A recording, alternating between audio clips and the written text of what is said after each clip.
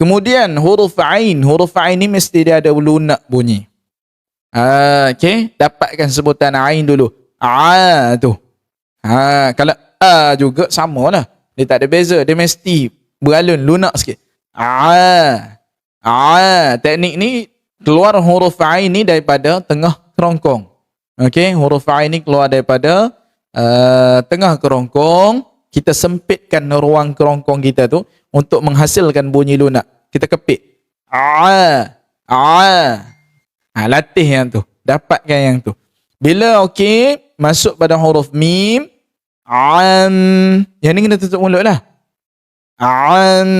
Jadi beza tak? Tadi bunyi an. Sekarang dua bunyi berbeza. Okey, bila dapat sebut ni dengan baik, perkara yang kita nak jaga lagi iaitu jangan sesekali ter apa?